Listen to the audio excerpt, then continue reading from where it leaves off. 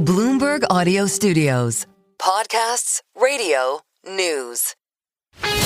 This is Bloomberg Businessweek Daily, reporting from the magazine that helps global leaders stay ahead, with insight on the people, companies, and trends shaping today's complex economy, plus global business, finance, and tech news as it happens. The Bloomberg Businessweek Daily podcast with Carol Masser and Tim Stenevec on Bloomberg Radio. Earlier, we did get some deal news. Charles Schwab agreeing to buy Forge Global Holdings. It's a marketplace for buying and selling shares of private companies.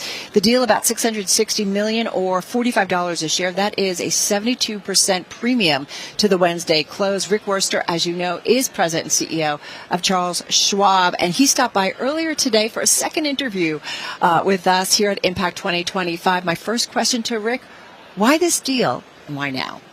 Why now and why this company? Well, we're thrilled to be able to democratize access to private investing. This is a market that forever has been for the high net worth and the ultra high net worth. And with the acquisition of Forge, we'll be able to bring access to private companies to every investor. And so we're thrilled about that. Second, it continues our history of innovation.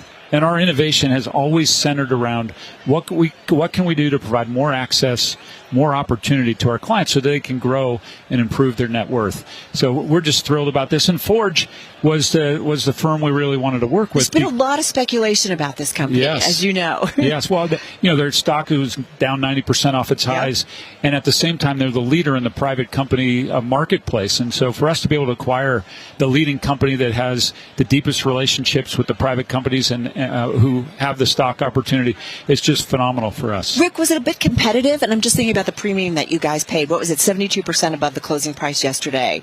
I'm thinking of, was it Morgan Stanley just did a deal to buy Equity Zen, which is another similar platform. So it does feel like big firms are jockeying to provide this access to their investors. So was there pressure to do this deal and get it done now?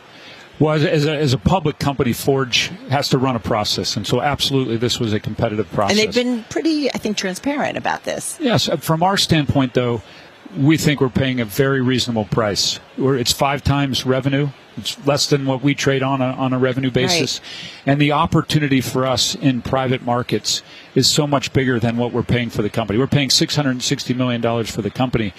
This market could be huge. And when we bring our 46 million clients to this marketplace, I think the opportunity to grow our economics is significant. But most importantly, and why we did this deal, was not about making money relative to the purchase price. It was about democratizing access to private investing and to helping our clients grow their wealth. Will this only be for accredited investors, or what's the plan in terms of new product placement or product offerings to offer it up to the retail investor? What I'm so excited about is we're going to have an opportunity for every type of investor to invest in alternatives. With this acquisition, we'll have 3 ways that clients can invest. Today, we already have, for both our RIAs and retail clients, a menu of alternative managers. The leaders that you're aware of, some of the big names in private equity and venture capital. Right. That's one way our clients can invest. The second way is through this acquisition of Forge, which owns an asset management company. We will, in the first quarter of next year, launch an indexed fund that is an index of the 60 biggest private companies, and any investor with any wealth, if they have interest in that, will be able to invest. And then third, for accredited investors, we will have a marketplace opportunity for those investors to buy individual private companies and invest in those companies directly. That does require you being an accredited investor. A couple of questions I want to ask you. So how does it kind of improve your ability to win more wallet share when it comes specifically to clients? We know that retail investors have been clamoring for more access to private markets. I think we've gone... I know it's not about money. Yeah. Or I know it's not about in terms of the price you paid, but it is about, right? Like, you want to make sure your clients are happy and they're getting all the offerings. So I'm just curious, how does it help you win more share? Over the last 10 years, we've become a premier destination for high net worth and ultra high net worth clients. And the reason for that is we have a product offer that can't be matched, whether it's access to privates, lending capabilities that are straightforward, fast, efficient, with great rates, wealth support on their tax, trust, and estate needs, and access to live individuals to speak to. They can walk into one of our 400 branches all across the country, have a conversation conversation with a real life person about their financial needs, have a discussion about financial planning and what's going on in their life. And so we really have become, over the last decade, a premier destination for high net worth clients. And this acquisition just adds to our capabilities. What about from your RIAs? And I think about all the independent advisors who are here, right? This is what this event is all about. So how much does this kind of help them in their pitch to clients? And I'm just curious, is this to some extent in response to what you've been hearing from independent advisors? It absolutely is. And this is a game changer for us in the RIA space. Today, we have $5 trillion of RIA assets that we custody. 1.2% of them sit in alternatives. We know there's more demand. That number probably should be closer to 5, 6, or 7%. And with this acquisition, we've now given them 3 different ways to get invested. And I expect over the coming years, we'll see that 1% grow more towards the 5%. So the RIAs are thrilled. They've wanted us to do more in alternatives, and I think with this acquisition, we've nailed it. And you said the new client offering, it's next year. We'll see it early part of next year? Well, Forge is up and going today, so hopefully some of our clients will go find it starting tomorrow and start getting invested if that's what they want to do. But when for the non-accredited, I think think about? That will be, we're going to launch the fund in the first quarter of next year. That's the current plan, and then we'll continue to roll out their services in the coming months and years. Know, the other side of this, Rick, is concerns about hurdles in terms of transparency and investors really understanding what they're buying when they tap into anything in the private markets. So, are there any kind of hurdles that you anticipate, regulatory or otherwise? That's why we really wanted to work with Forge. Okay. Because Forge is the market leader in providing robust research to clients. And so clients will be able to access that level of research through Forge. In addition to that, we've also stood up a team of alternative investment experts at our firm that any client can call and talk to about question they have about a type of alternative or a particular investment that they want to make. And so we really are trying to do everything we can to support clients. This is a great opportunity for clients to be diversified, to grow their wealth in a new asset class. But at the same time, we want to make sure we do everything we can for them to be able to do this in a thoughtful, well-researched way. Is there a company you're most excited about that's on the Forge platform or that might be on the Forge platform at some point? I mean, there's OpenAI, there's Anthropic. Is there any company that you're really excited about? There's not a particular one I'm interested in, but I am thrilled that there are a lot of people on our platform and a lot of people that listen to your show that are active in markets, and they want to get into Kraken because they love crypto or they love Elon Musk and want to get into SpaceX. So SpaceX was another one. I think that's what's so interesting is that we find a lot of our investors do have these passions, and now they're going to be able to invest in them through private companies. So we know you took over in January. This is your first deal. Is there more M&A to come? Like, how are you thinking about what else you need to bring under the Schwab umbrella? Well, with 46 million clients on our platform, we have an incredible opportunity to continue to add capabilities to serve and meet more of their financial life. The average 50 or older than 50-year-old client has 7 financial services relationships in their life. So we want to add more and more capabilities so they can handle more of their financial life at Schwab. And as we add those capabilities, we'll either build them, we can partner, or we can buy. And so we'll look at all 3 of those. But we want to round out our capabilities and do everything we can to stand behind our clients and make a difference in their financial life. And just one last question, mostly small, probably tack-ons? I mean, you guys already have digested a large company, so I'm just curious. Or could it be a pretty significant M&A deal? It's going to depend. When again, we'll look at build, buy, partner based on what capabilities we want to add. But I think we're open to just about anything. We want to grow our company. We want to do the best job we can serving clients. We want to make a difference in their lives. And if there's a company or capability out there that we can add to our platform that's going to make a difference, we're going to do it. That is Rick Wurster. He's president and CEO of Charles Schwab. Stay with us. More from Bloomberg Businessweek Daily coming up after this. You're listening to the Bloomberg Businessweek Daily Podcast. Catch us live weekday afternoons from 2 to 5 Eastern. Listen on Apple CarPlay and Android Auto with the Bloomberg Business app. Or watch us live on YouTube. All right, so now we're going to go from Schwab corporate strategy to really macro strategy, today's environment. And he is back with us. Delighted that he is. Kevin Gordon, head of macro research and strategy at Schwab Center for Financial Research. Good to have you here. Hi, guys. Welcome to Impact. So glad you're back. Thank you. We're so glad. We get such a great feel. Oh, it's so much fun. Of how things are going. But I do feel like there's kind of this internal turmoil right now in terms of the environment. Is it inflation we have to worry about? We saw that companies announced the most job cuts for any October in more than 2 decades. This from Challenger Gray and Christmas, and they did talk about an AI component to it. I can't figure out where we are. What do you think? Where are we? It's like the flavor changes almost literally every day, because this morning, I mean, it was much more labor driven. You had the Challenger data you mentioned, but you also had data from Revelio Labs, which has become, much more important to look at in terms of private sector providers and what they're looking at for job growth. And what they showed for October was a decline of 9,000 for payrolls. But, for me, the labor market stuff is almost this hall of mirrors, because all of the different indicators tell you completely different things as to what's going on in the labor market. If you look at claims data, which we're not getting at the national level, but if you aggregate everything at the state level, it still looks relatively healthy. It's stayed relatively low and stable. If you look at ADP for October, surprise to the upside, as we learned, a couple of days ago. If you look at something like Revelio, though, weak. If you look at something like Challenger, also weak.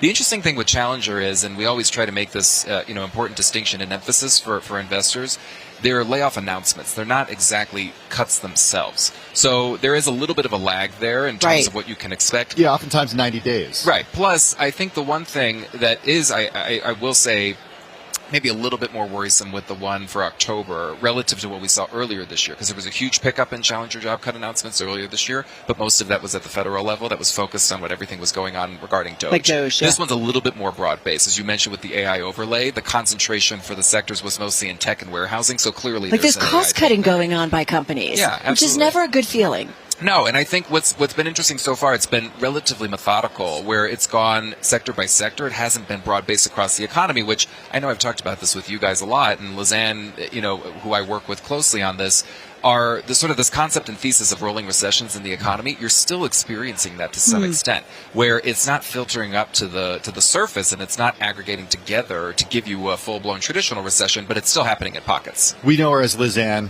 We all call her Lizanne Saunders, too. Exactly. That's the Lizanne you're referring to. Well, and she's their chief global strategist, right, or investment strategist. So the big part. And you guys my first boss, my mentor. Yeah. And she loves you. We had her on our program yesterday. She's the best. So, Kevin, going from the corporate world and thinking about, okay, what are companies doing with employees? How are they hiring? How are they firing? How are they announcing this? To consumer spending, because the consumer powers this economy. Yeah. We're getting some troubling anecdotes. What do you see? What's interesting is that when you look at, this is where the labor market's so crucial to understand the differences between the stock and the flow. So the stock of labor is still relatively healthy. You look at a mostly fully employed America, and that's where we're at. Any of the layoff activity we've seen is just at the margin relatively minimal. So if you see relatively low layoffs, despite a very low hiring rate, which we're basically at cycle lows, the fact that the stock of labor is strong means that the aggregate income growth month to month, assuming you stay employed, is relatively strong. So that's why real spending is still positive.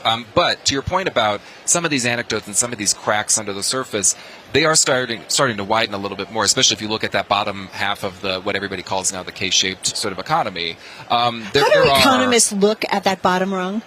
You could break it down by wealth level. I like the Fed data and looking at sort of percentile levels of wealth. But in terms of overall economic growth and what the Fed, how do you think about? This is the tough part, because when you there's a social answer, and then there's the multiplier effect up the wealth and the income spectrum is just much stronger. Yeah. That's just the math. And when you look at how well asset markets have done over the past couple of years, even this year, the bounce from the April lows, if you're benefiting from that as an asset owner, we have household exposure to equities at an all-time high, beyond where we were, just slightly, but still beyond where we were at the peak in 2000. So the wealth effect and the power of the market in terms of an economic driver has become quite strong and quite potent. So I think when you add that together with what is traditionally an economy that has become more, or I shouldn't say traditionally, but over time has become more powered by that wealthy cohort, then you've got a pretty strong effect. When you say full employment, how do you define that? And then how does the Fed define that? Looking at a relatively low unemployment rate to history. Compared to history, there has been a little bit of an uptick, but you look at that and you look at overall payrolls, and we're still right around all-time highs. But does it mean the person who's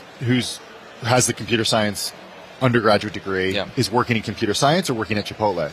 Oh, yeah, exactly. Fully employed. That's the question. Just sort of in nominal terms, looking at it face value, a job being a job. Whether that job is perfectly matched with what the person is doing, that's a little bit of a how do we story. measure that?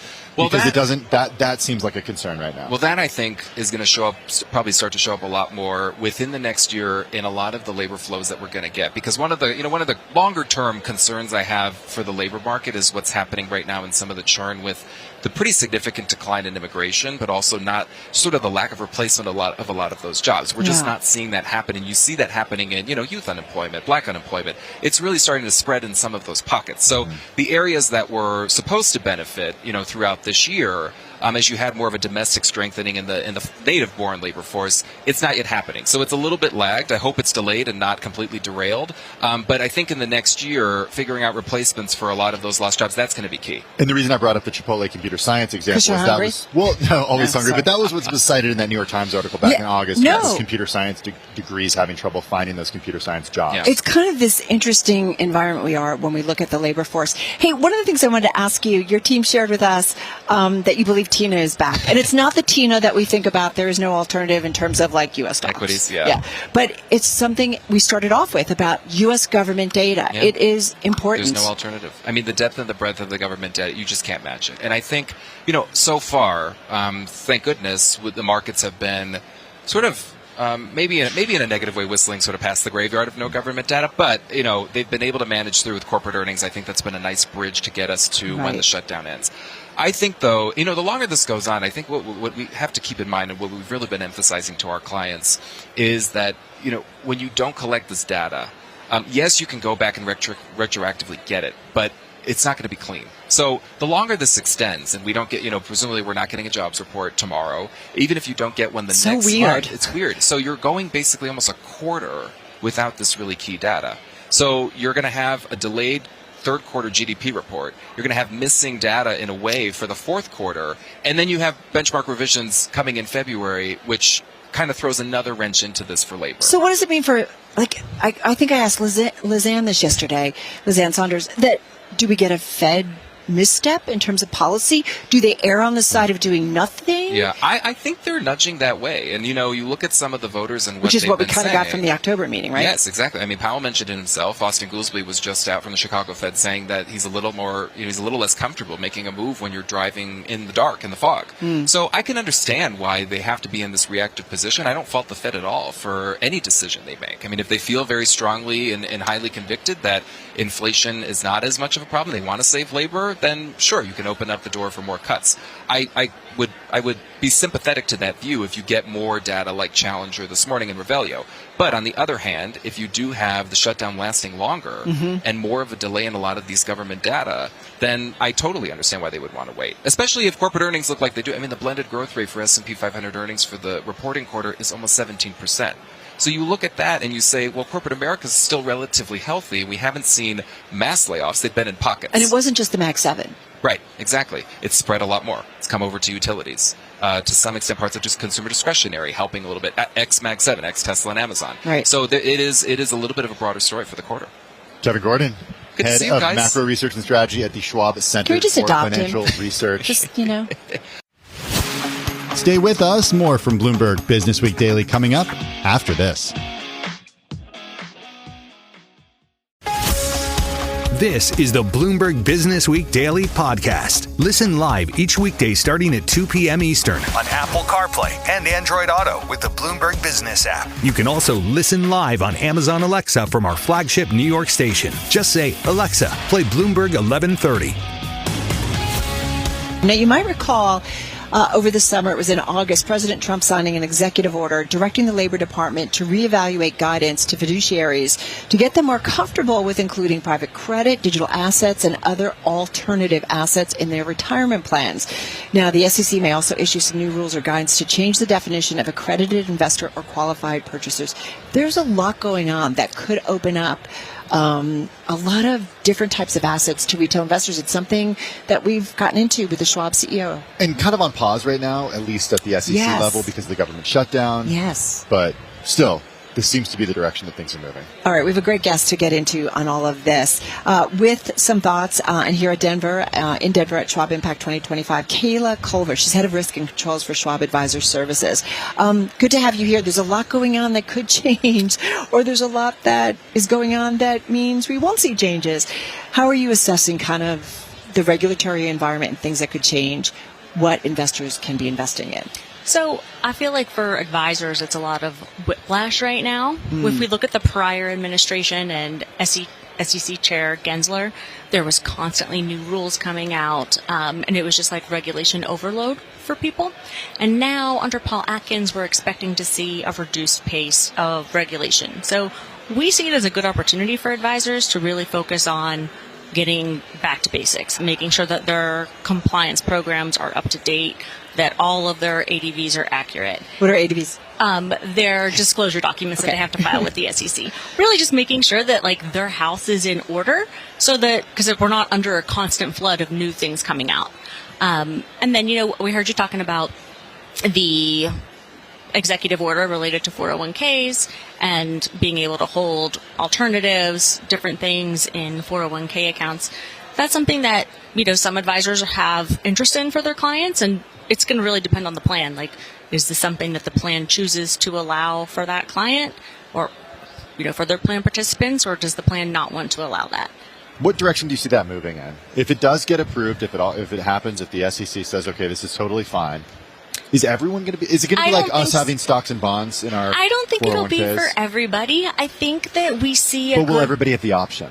Well, it's going to be up to the plan administrator. So who's ever sponsoring that plan, they're the fiduciary. They've got the ability to say, you're allowed to invest in X, or you're allowed to invest in, not allowed. So would that be at the company level for a certain company and its employees, yes, or would it be at the whoever they decide is the plan administrator, like an Empower, for example? It's really like the plan sponsor who's choosing that. Okay. So why would a plan sponsor say no? Why would a plan sponsor say yes? I think they would say yes if they wanted to give their participants additional choices.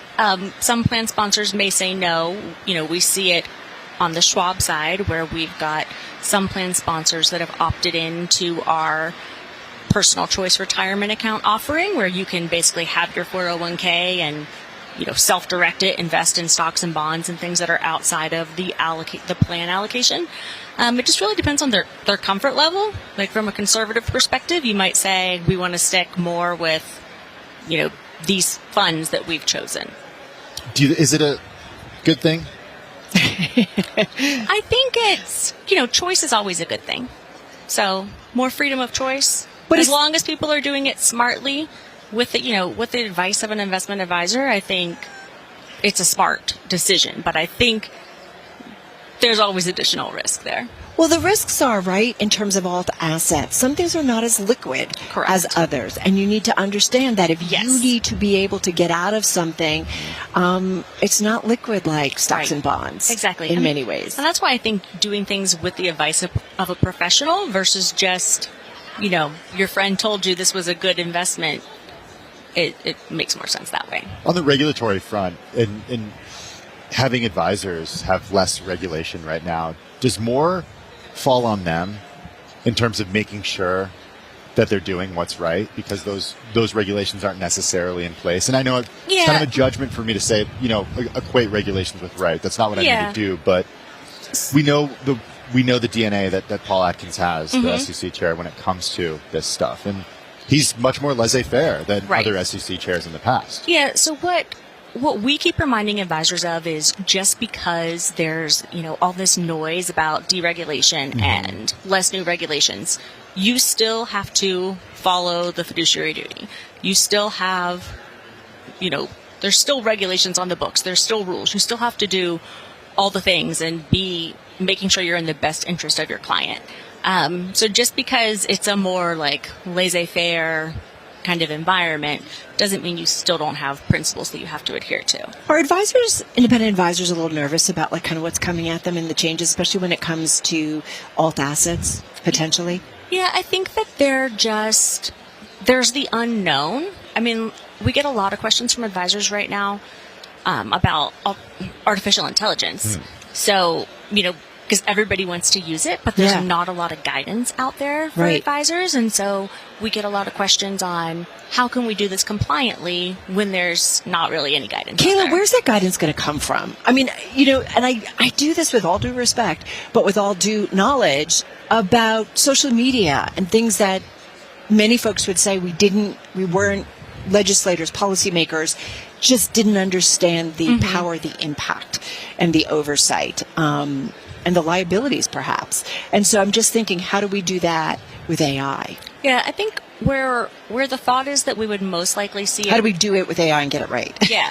And we've been talking about that. So I attended the Investment Advisor Association's Advocacy Day in DC back in September, and artificial intelligence was one of the topics that we were talking to lawmakers about. And really just from the standpoint of, don't create regulation that stifles innovation, don't make it be prescriptive, and really reminding them that advisors already have to follow the fiduciary duty. So don't be prescriptive in what you're trying to do. I think where we would eventually see something come from, most likely, is probably the SEC. Yeah. SEC? Well, it's a very hot topic, so that's where we would think it would come from. But in how we think it'll be more principles based with this SEC than prior administrations. It sounds like advisors right now have to keep up with a lot. Just in 30 seconds, where do they do professional education? Where do they make sure that they are on top of the regulations? They make sure they're on top of what's happening with AI? Well, if they're a Schwab client, we have so many resources that we make available for them. On our website, we do regulatory webcasts. We put out compliance review articles. We've got relationships with compliance consultants that they can use. And then they should also look at alerts that the SEC and other regulators put out. They're not putting any out right now, but on a normal basis, there'll be things that they put out. But certainly for your advisors, there's lots of ongoing education. Yes. Which is pretty cool and interesting to hear. Hey, Kayla, thank you so much. Thank you. This is an important area, and I'm so glad we could cover it with you. Kayla Culver, she's head of risk and controls for Schwab Advisor Services. Stay with us. More from Bloomberg Businessweek Daily coming up after this.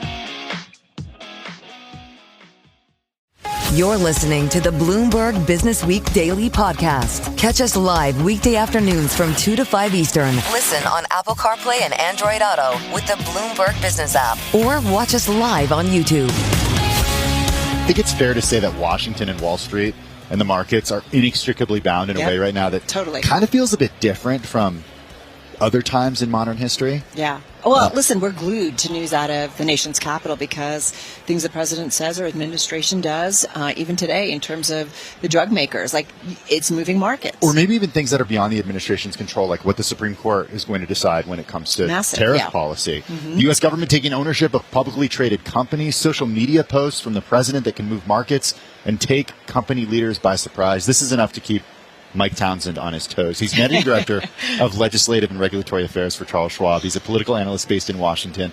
He also the host of Schwab's Washington Wise podcast. He joins us here on site at Schwab Impact 2025. You said that you can't walk like 5 steps without somebody grabbing you and saying, "Can I ask you a question about politics right now?" What are they asking you? Well, I mean, obviously, just since we've been here, right, I spoke on the main stage at the opening session on Tuesday. Then Tuesday night, we had the election results. Then Wednesday, we had the Supreme Court case, argued on the tariffs. And so this is my life now.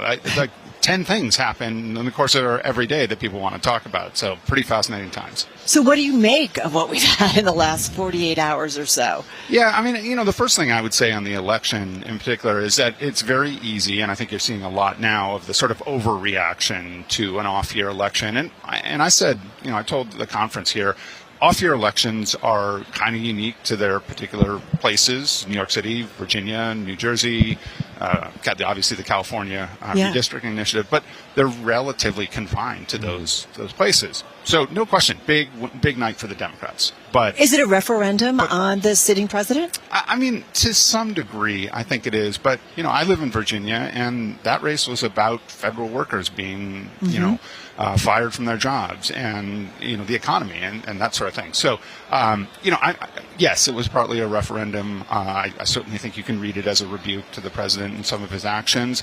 But whether that extrapolates out farther, we'll have to see. You went to Bowdoin College in Maine. Also, someone who went to Bowdoin College, Zohran Mamdani, the mayor-elect of New York City. You guys did not overlap because he's only been out of there for like 11 years. Did you go to alumni events together at all? Never met him. Okay. But his he's a Democratic socialist. And I'm wondering if you see that as insulated to New York and New York politics, or if you see him as the face of the Democratic Party moving forward.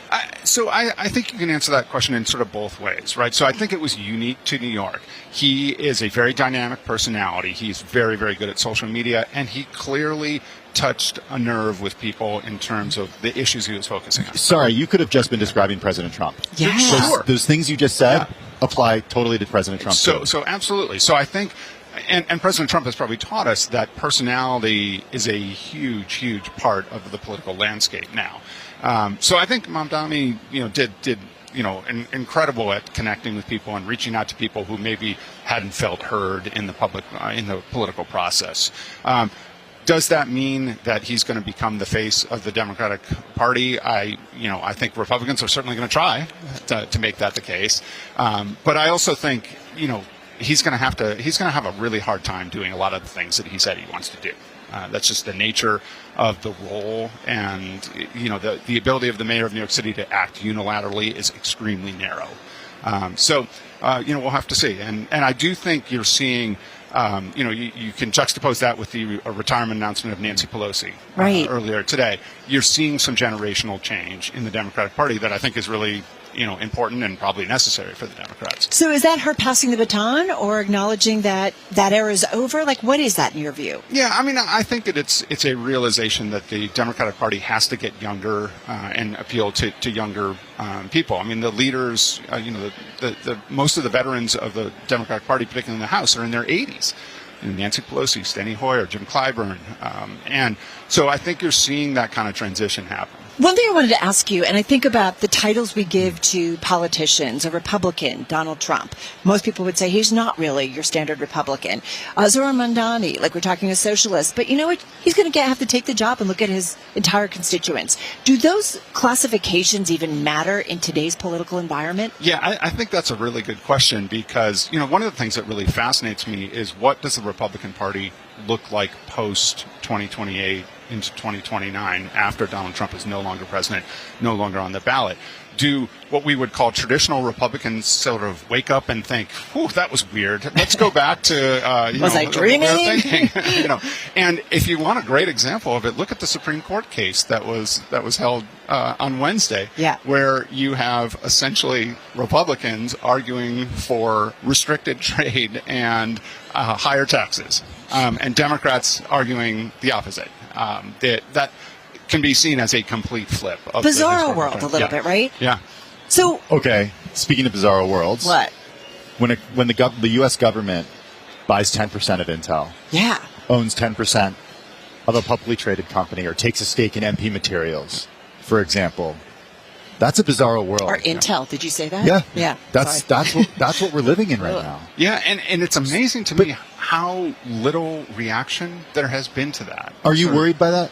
I think it's very strange, and I think it has a lot of risk to it. But are we getting to the point of state ownership of state-owned enterprises? I mean, this is like. I mean, the president today was in the White House talking about with a couple of the drug companies about lowering the prices of drugs, and he made one of his offhand references about maybe we should buy a stake in your company, and that's just become part of the rhetoric. Funny, not funny. Yes, We're talking with Mike Townsend. He's Managing Director of Legislative and Regulatory Affairs for Charles Schwab. He's based in Washington. He's also host of Schwab's Washington Wise podcast. I was talking to a Brit this morning, and he said, you guys are a young country. Your political environment is still a baby or a toddler or however you want to classify it. You're going to go through these tough moments. And she's thinking about Britain and all. Do we need a king?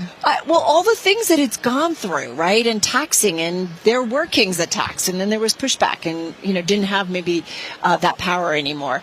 How should we as Americans, and I do think we're kind of apathetic in terms of some of these severe things that are going on. So I'm just trying to understand where we are in our political process. Yeah, I think a couple of things. First of all, when you say you're apathetic to things going on, I think it's just overwhelmed by the things that are going on. You can't react to everything. I mean, 10 things happen every day. Tell our producer that, could you? But, and I think the ordinary person, the ordinary voter, just can't take it all in every day and can't figure out what to be mad at. But, when I go around the country, I talk to clients all over about the intersection between Washington and the markets. And there's so much emotion. I feel like I'm part emotional counselor right now. And part of what I say is a lot of what you may be emotional about isn't affecting the markets. Right. It's not, the market is not concerned about that. It's fine that you have those feelings, but remember to separate those feelings from your investing. Right. Kind How of many thinking. records have we had in the S&P 500 this year? 30 something Yeah. records. Yeah. So, I think, historically, probably the most common question I've been getting asked over the last couple of days is this the worst you've ever seen? Right? Or is this the worst we've ever been in terms of our partisan divide? And you think, well, we had a civil war. Mm-hmm. We're not there. That was pretty divisive. So that seemed pretty divisive. So historically, there's kind of a pendulum, and maybe we're way out on one end of the pendulum. Yeah. But historically, the pendulum comes back toward the middle. David Sachs, the AI czar for this administration, said today in a post on X, there will be no federal bailout for AI. He said the U.S. has at least 5 major frontier model companies. If one fails, others will take its place. He said in a follow-up post, the White House wants to make permitting and power generation easier. Yep. From the executive branch's perspective, how can they actually do that?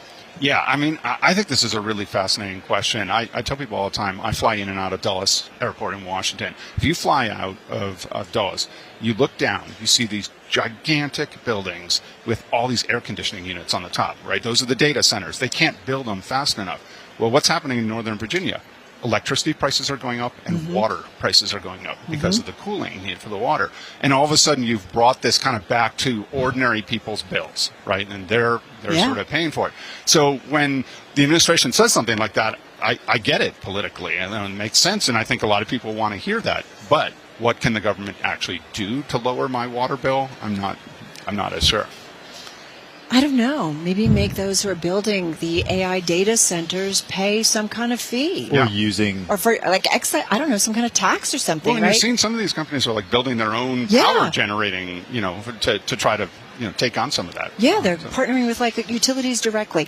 Just got about a minute, Mike. Man, I could go really long. You should come back soon, maybe next week. It is an investing audience that's here at Schwab Impact. It's certainly the Bloomberg audience. What's your final thoughts to them? Yeah, again, one of my biggest things is, try to separate how emotional you feel about everything that's going on in Washington, and remember that relatively few things are actually affecting the market.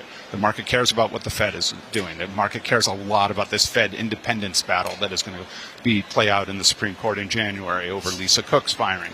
The Fed cares about, the market cares about tariffs. It cares about tax policy, that sort of thing. But, that's not, that all those things aren't what people are emotional about, and you've got to sort of separate that emotion. 10 seconds. Do folks in Washington, policymakers, care that the Fed stays independent? I think they do. Even in this administration? I think they do. I think that would be a huge, huge setback for the country and the whole concept of central banks. Could we see policymakers, even members of the Trump team, fight back if that was in question real quickly? I don't know if you'll see members of the Trump team fight back, but Okay. I think a lot of policymakers will be upset. Mike Townsend of Schwab, thank you so much. This is the Bloomberg Businessweek Daily podcast. Available on Apple, Spotify, and anywhere else you get your podcasts. Listen live weekday afternoons from 2 to 5 p.m. Eastern on Bloomberg.com, the iHeartRadio app, TuneIn, and the Bloomberg Business app. You can also watch us live every weekday on YouTube and always on the Bloomberg Terminal.